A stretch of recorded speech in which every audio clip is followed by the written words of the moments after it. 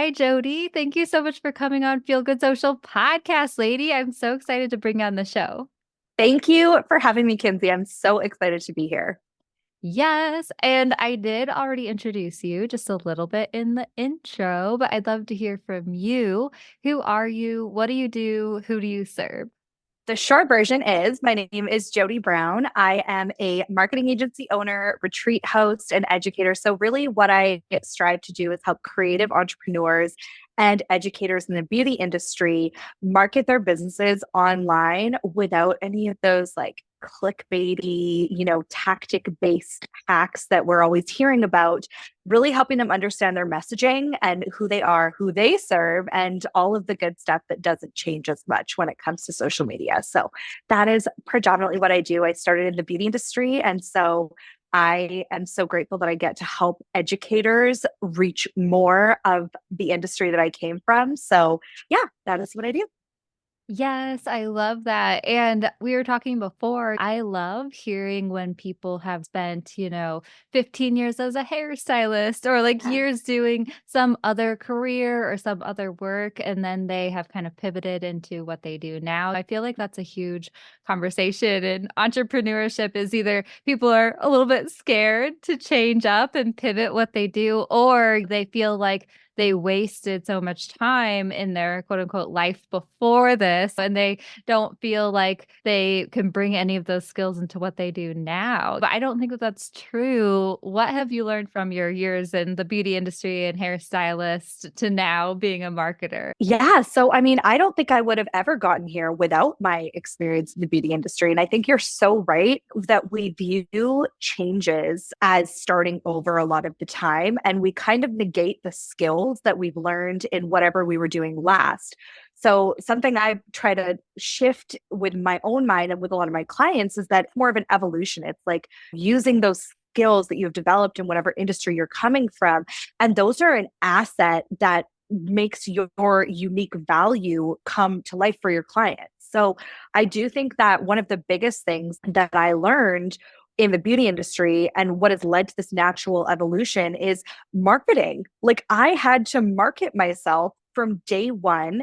When I went into business for myself as an independent artist after I came back from maternity leave, I had to learn everything about bringing in clients. And there are a lot of differences. Obviously, the industry evolves constantly, but the fundamentals for learning how to build a business as a hairstylist have really translated in learning how to build a business and helping other entrepreneurs market their businesses. The people skills also, I think, is huge. You really learn how to work with different personalities, you learn how to explain things and work with clients because as the professional, you are explaining things to your clients not in pro language. You need to communicate in a way that they'll understand. This is one of the biggest things, actually, that I think online marketers and entrepreneurs struggle with is getting back into the headspace of the client, of the person that you are helping. And so that communication skill and learning how to do that, I think has served me really, really well as a marketer as well. Oh, yeah, totally. I'm thinking about all of my favorite hairstylists that I've worked with and stuff, and how they are Yeah, so much more than a hairstylist, and they have like the best totally. people skills for Yeah. sure. Oh, that makes so much sense. So I'd love to talk to you just a little bit about that moment in time in your life when Yeah. you kind of decided, oh, wait, I think I'm going to pivot into more focusing on this marketing stuff and helping other people do that instead of the hair and beauty stuff that I was doing before this. Like, what did that look like for you? Ooh, I love this story. So there's two pivotal moments in my career that have kind of got me to where I am now. The first one was I actually was invited to attend a class as a hairstylist when I was working behind the chair. I had long been feeling that I was actually enjoying the content creation, the marketing, building a brand more than I was maybe enjoying being behind the chair. So this had been kind of simmering in the background for a little while. And then I was invited to a class where it was about technique, so nothing to do with social media. But when it got to the Q&A section, that was 99% of what people were asking about. They were asking about social media and there was this feeling of just overwhelm and just like resentment for this tool. And I'd been a hairstylist for like, I don't know, 15 years at the point that I stepped away. And I was like, it is so much easier now than it was 15 years ago, like to build a business, to get visibility, to take control of attracting your clients because of social media. And that was kind of the moment where everyone, someone asked a question about social, and it was almost like when I look back at it, everyone threw their hands up, and all these super established beauty business owners were just like so distressed about this tool. And I was sitting there being like, I can't relate. This is how I'm going to help my industry. This is how I'm going to switch things up and help hairstylists become empowered to use social media as a tool and to attract clients and to build their own businesses. So that was kind of the first pivot in my business, as initially I was actually helping behind the chair stylists to market their businesses. And I grew my education business through that. Yeah. Oh, I love that so much. I know it is so funny. Yeah. And I definitely have been a victim to this myself, just feeling so resentful, like you said, Yeah, about social media platforms and having to show up all for the sure. time and having to figure it out. And you're just trying to run your business. And at the same time, I love always having that mindset shift, that flip in my pocket where it's like, okay, how about instead of resenting this, we Yeah. have a little bit of gratitude for the fact that we can connect with so many more people so much more easily. I grew up with Absolutely. entrepreneurial parents and we owned a canoe and kayak business actually in two different states for a while when I was growing up. And like Oh, that's just cool. thinking back on them and how they would have to advertise and how they would have to find their clients and stuff like that, and how different it would look today for them doing that with social Mhm. media. Oh, it's so true. I totally relate to this too. Like, I'm not immune from being like, oh, like this is, especially because things change, right? But the fundamentals, like what I have to remind myself is the fundamentals don't change. If you focus on that, like, yes, there might be dips in reach and all of that kind of stuff. But then I think back to what a dip actually looks like for a lot of us now. And I'll be like, oh, that post only reached 1,000 people or whatever when there's an engagement dip. And then I think back to how much it would actually cost before social media to reach 1,000 people. Like it's wild how much things have changed. So I definitely relate to it. I feel like everyone's been there. Like I don't think there's a single entrepreneur who's never had a bad day with social, but there is so much of that opportunity there. And I try to focus on that as much as possible. Yes, totally. And I love that you brought it back to the foundational stuff, right? That's what I really root myself in all the time too, is there's going to be changing trends, changing algorithms, new platforms popping up, new tools. But if you are solid in your own brand, your foundation, your story, values, your ideal customers, who they are, what they're looking for, how you can help them, that is just so helpful. And rooting yourself in that, and then you can apply that however you need to show up, right? Yeah, 100%. Like I feel like we saw that real time when Reels came out, for example. So, like when Reels came out, I know in my community at the time there was a lot of just like, oh my goodness, another thing we have to do. And like, it felt very heavy for a lot of people. And then what I kind of experimented with is just literally repurposing the exact same content I've been posting as static or carousels into reels. And the stuff that did well as still did well as reels. So I think it's like, it's so easy to focus on what's changing. And sometimes it's like refocus on what's staying the same, you know? Yes. Ooh, I love that. So before we started recording, we were chatting just a little bit about personal branding.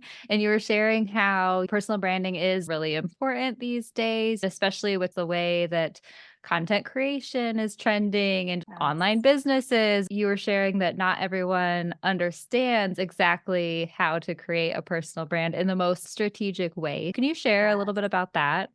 Yes, absolutely. I love this conversation because I think it's a classic case of the pendulum swing. So for so long, and I've seen this in my industry, I've seen this in like in my prior industry, I've seen it in the industry I'm in now. I'm sure you've seen this too, but we used to be so far on that really, really like professional, like only thinking about the client and those traditional marketing rules, as you would call them, I guess. Mhm. And I think it is, let me just start by saying I think it's vital to have a personal brand, to develop that personal brand, to be present in your personal brand. However, I think that somewhere along the line, some of the conversations that I'm seeing now online is almost too far on the other side. So I think for entrepreneurs, it's really, really easy to look at, influencers and what influencers have done and celebrities even who truly just being themselves is what allows them to thrive, right? So I think that we also need to consider that while you are a huge part of your personal brand, your story is huge. If you want to run a successful business, at the end of the day, you still need to have something that other people want, right? You still need to be really aware of your community, of your, the people that are potential clients or customers. What you want to talk about is also in alignment with what they want to hear and need to hear to get the transformation that you offer through your work. So I think that's kind of the thing that I'm seeing has fallen out of favor a little bit. I think of my retreat business, for example. I have been wanting to travel as a part of my business forever. I was in sales and I did it there. And I couldn't do that until I figured out something that people could benefit from as an offer. So that's kind of the thing that I really think we need to really take into consideration is personal branding is huge. Your story is going to be part of the reason that people buy from you and want to work with you, but you also have to have something that they want, right? That they want to buy, a transformation they want to experience. Yeah, totally. I know. I feel like this is such a great conversation too, because there is a difference between an online business owner or an online brand and a content creator slash influencer 100%. in the strategies, in the way that you show Yeah. up online, in the way that you offer things. And there is a lot of information swirling around Instagram that's like sharing hot tips and strategies for people for showing up and going viral and doing all these things. Yeah. And a lot of that content is aimed at, the content creator, the influencer, and that sort of strategy. Whereas then online business owners, though, often will see that stuff and be like, oh, this is how I need to do it. Oh, this is how I Yeah. need to show up. And it's really about taking a step back and thinking, what kind of brand am I creating? Do I Yeah. want to be a content creator slash influencer, or do I want to build my business and market that? 100%. And I think like something I've been saying all the time recently is authenticity does not require the absence of strategy. Like those two things can mutually exist and they Mhm. need to, right? Because if at the end of the day, I like to think that most entrepreneurs, we come from a good place of truly wanting to help people. And you can want to make an amazing living at the same time. But I think the people who stand the test of time and the people that have the grit and tenacity to actually stick through the parts of this business that are really, really hard Mhm. is the fact that you have a deeper purpose and a greater purpose, right? So, with that being said, we know that our purpose is to help people. If they don't understand what we do, why it matters to them, and all of these things, if we're not putting in the effort to understand how we can communicate in a way that will allow us to help people, because an Instagram post is not going to help someone. What we offer in our businesses, that's what we design them around, right? So I think if you're not going to take the time to do that and really work through that, and this doesn't mean not being yourself, it just means showing up, being authentic, but also having a strategy as to how you're actually going to help people understand what you do so that you can help them. Because if they're confused or you're not communicating it in a way that they can understand, you're doing your community a massive disservice. Yep. Oh, I love this conversation. I loved your example of how you connect your offers to your lifestyle and Yeah. desires and how you show up too. But also just thinking about like content creation when it comes to storytelling is really remembering that connection piece of your ideal customers and who they are and how you're speaking to them, who you're speaking to, Yes. right?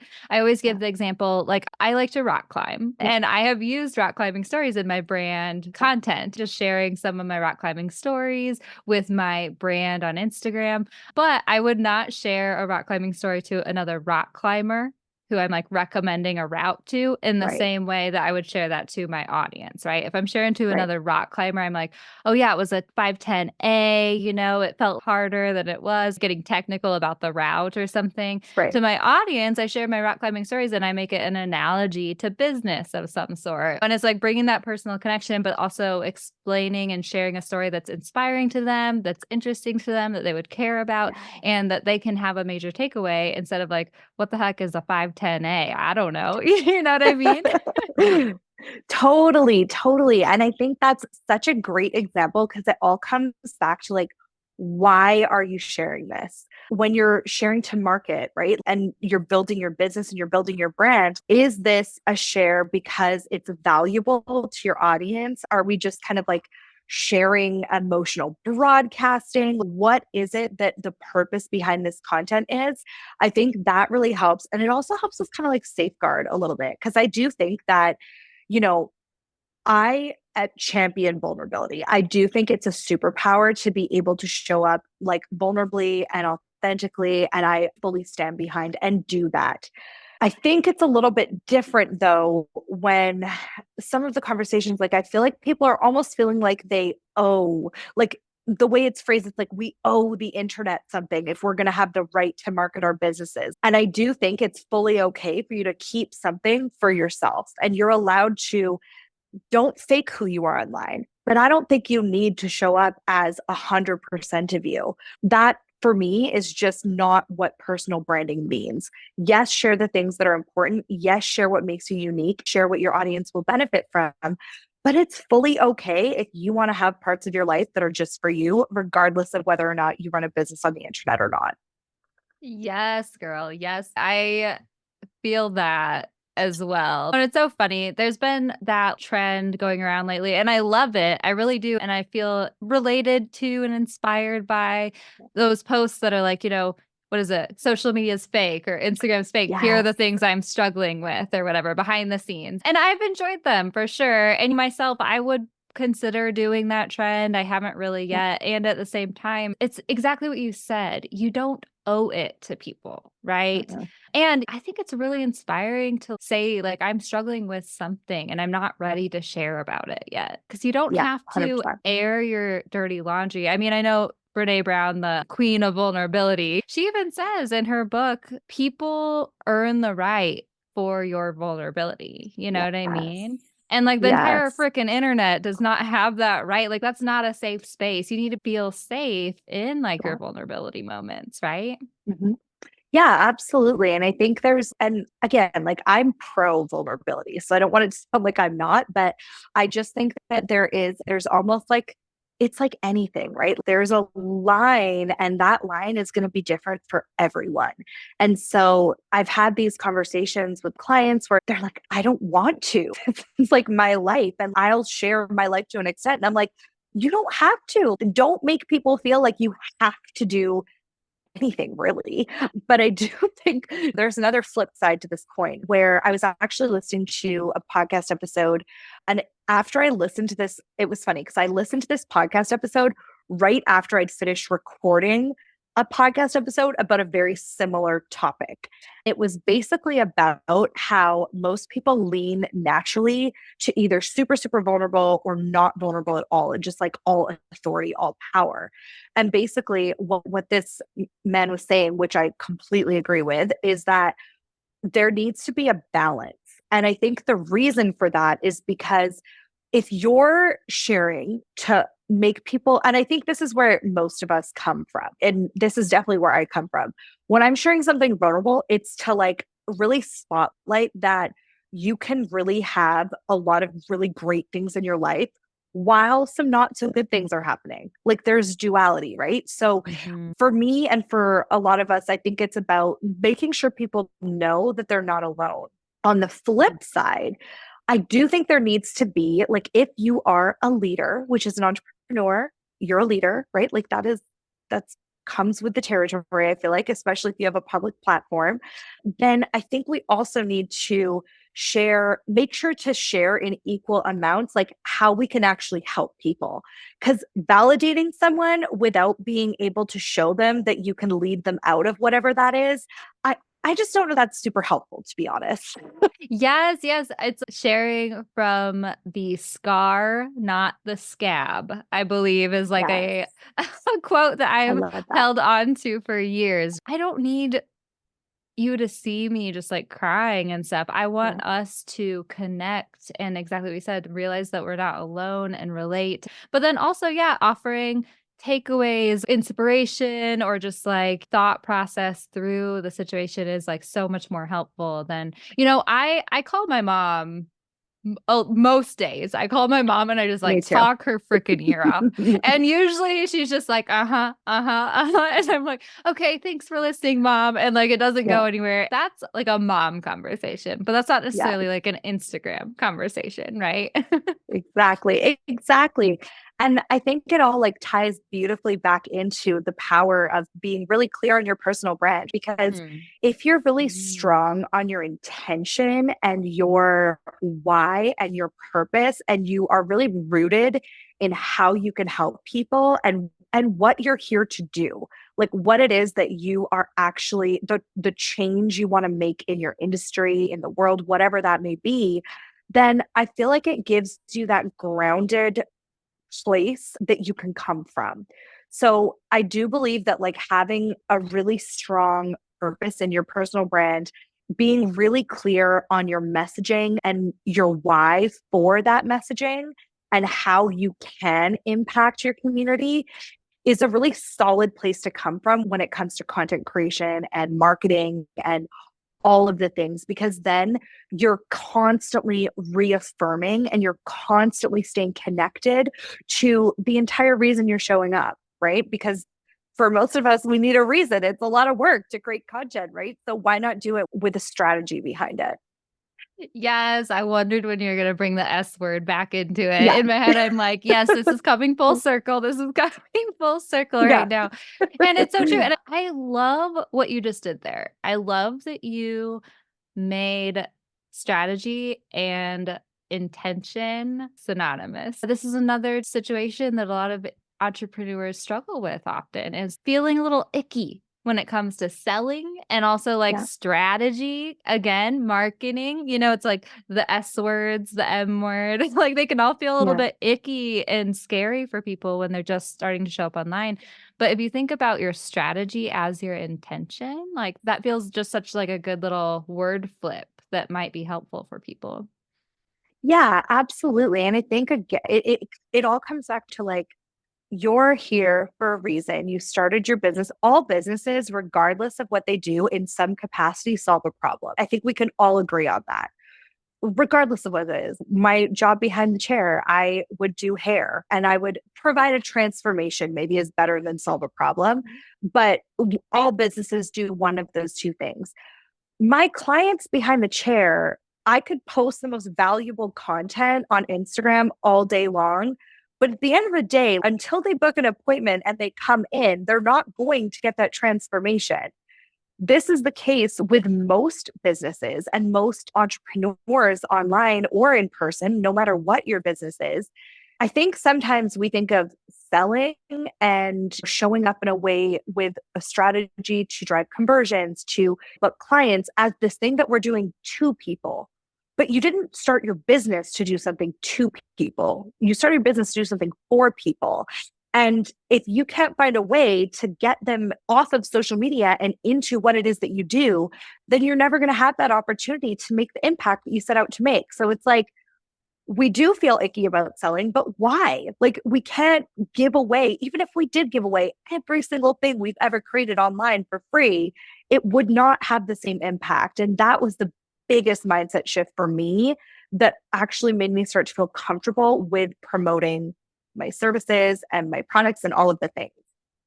Yes. Oh man. I feel like we could talk forever, girl. And I love everything that you've shared so far. And luckily, I will be able to be a guest on your podcast too. So the conversation Yes, can continue. It'll be so wonderful. excited. Thank you so much for sharing everything that you have in this time that we've had with you. Can you please tell everyone how they can connect with you and find out more about you? Because I know they'll want to do that. Yes, absolutely. So you can find me on Instagram. That's definitely the best place. It's Jody Brown. I actually do have a private podcast series coming that is going to go deeper into that, like auditing your content and the way that you're showing up. I'm really excited about it because I do think that there's so much nuance in the online space. I love podcasting because we can dive so much deeper into these things. Thank you for hosting me for this conversation. It's been so much fun.